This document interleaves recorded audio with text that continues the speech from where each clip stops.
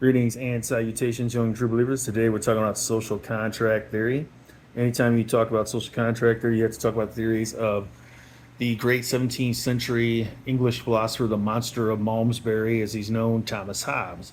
Hobbes asked the question, what would a moral theory look like if it wasn't based on God, any religious belief at all, nor was it based on Aristotle's functionalism, that is, everything that exists to fulfill a purpose. If we throw that out, and lastly, if we reject the notion that human beings are basically selfless, altruism, in other words, that human beings at least occasionally act selflessly, Hobbes did not believe that. He thought we were inherently selfish.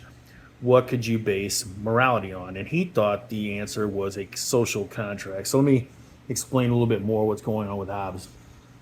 Hobbes, as a young man, lived through the last few years of the English Civil War. Civil wars tend to be particularly nasty wars. Um, Hobbes was deeply affected by this. Now, gang, I got to caution you as a general rule, don't read a philosopher's biography into his or her work. But in the case of Hobbes, it's illustrative. Hobbes looked at the situation exemplified by the English Civil War and concluded that this is what human beings will do to themselves if left to their own devices. In order to stop us living like this, acting, behaving like this, and behaving in what he calls the state of nature. In other words, the condition that humanity found itself in prior to the advent of civilization, right? You need a strong central authority. Otherwise, human beings will just revert to savagery. Why will we revert to savagery? Because we are inherently selfish. And because we're selfish, we're going to compete for scarce resources. Resources do not exist in abundance. They are exist in a state that David Hume would later call moderate scarcity. And so we're going to fight over them.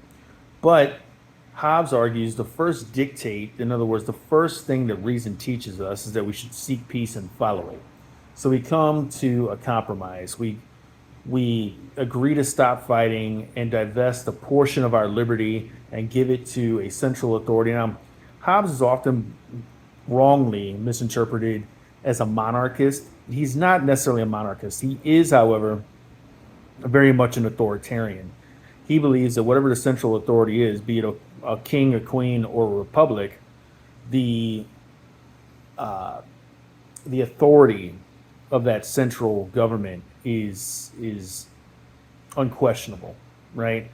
The people cannot go against the central authority, with the one exception being if the Leviathan, as he calls the central authority, if the Leviathan cannot keep us safe in our person and our property, then the public has the right to overthrow him or her.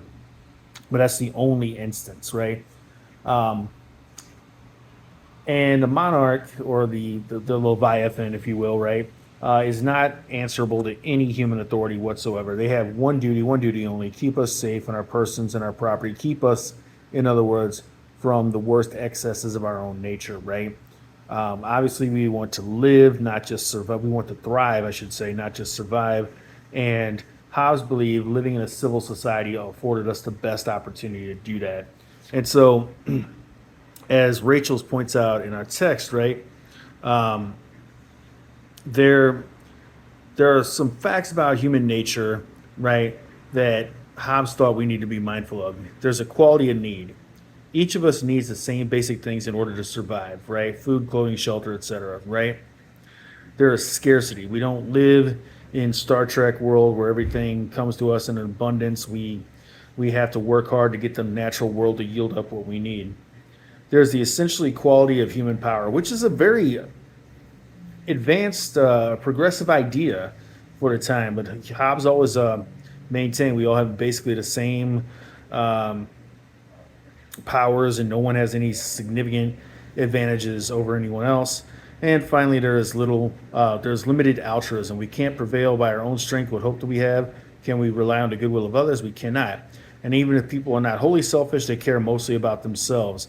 And we cannot assume they will step aside when their interests conflict with ours, right? So hence the need for the social contract, right? Um, and again, what is a social contract? It consists in a set of rules governing behavior that rational people will accept on the condition that others accept them as well. which leads to an interesting problem for a social contract. Well, what if there's a large segment of society, for example, black people in the 50s, 60s, 70s in the United States, who were expected to shoulder the burdens of citizenship but never got to reap the rewards, right? Then it seems that civil disobedience is absolutely justified. If you're asked to, again, bear the burdens, taxation, being drafted into war, et cetera, but you don't get the benefits of being a citizen, that seems a good ground for rebellion, right? So again, let's talk about the advantages of the theory really quickly. What moral rules are we bound to follow, and how are those rules justified? The morally binding rules, Rachel's writes, are the ones that facilitate harmonious social living. We could not live together in peace if we allowed murder, assault, theft, lying, promise breaking, etc. So the rules forbidding those acts are therefore justified by their tendency to promote harmony and cooperation, right? In other words, the rules that we formulate as laws are the ones that promote social harmony. Why is it rational for us to follow the moral rules? We agree to follow the moral rules because we benefit from living in a place where the rules are accepted. And gang, this is what's meant by the old adage, people vote with their feet. If people feel like they're being shortchanged, so to speak, in their home nation, they'll move to another one. They'll get up and cross a border. They'll accept refugee status, even though that means they're going to live as, they're going to be, discriminated against. They'll be second-class citizens, but they'll accept that if that's what has to happen in order to improve their lives, right? People vote with their feet. 3, under what circumstances is it rational to break the rules? Well, we talked about that. It's rational to break the rules if you are expected to bear the burdens of citizenship, but you do not reap the rewards of citizenship. How much can morality demand of us? Okay, so this is an extremely important point. No moral theory can demand that you that you sacrifice your own life, right? Or even put yourself in harm's way for others, right? When you do so, you're committing what's known as a supererogatory act, supererogation, going above and beyond a call of duty, right? Now it's interesting. Again, it seems like the needs of 5 people far outweigh the needs of one person, and yet no moral theory can demand that we, again, sacrifice our happiness or our well-being or our health for others. And yet when people do, we laud them as heroes, right?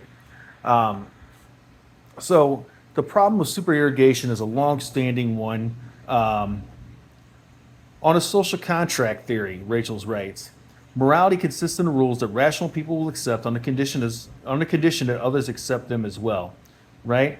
It would not be rational, he notes, to make an agreement that we don't expect others to follow. Can we expect other people to follow this rule of self-sacrifice?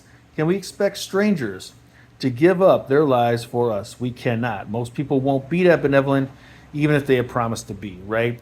There is a definite sense in which we have limited altruism, right? We tend to be selfless with respect to family and friends, but not with respect to total strangers, right? And that's often been pointed out as a justification of sorts for social contract theory. One major criticism of this theory, as Rachel's points out, is that the social contract, it's argued, is just a historical fiction. There never was such a contract. But consider, gang, when you decide to remain in a nation, if you don't immigrate, you stay in a nation and you continue to abide by their laws, then you have essentially agreed to their social contract, even if it isn't implicitly written down anywhere. And of course, this brings up another problem. How realistic is it to say that the poor peasant who has no resources is free to leave or break the contract if they want to? Yes, poor people do immigrate, but it's extremely difficult. And lastly, there is one last bit that is a bit of a problem for a social contract. What about 4 vulnerable groups? And Rachel's notes: human infants, non-human animals, future generations, and oppressed populations. So human infants have no say in the social contract. They're essentially stuck with where they are, and ditto that with non-human animals. Future generations don't exist, and they are completely at the mercy of our decisions, right? And obviously oppressed populations have no choice but to engage in civil disobedience, and failing that, open rebellion.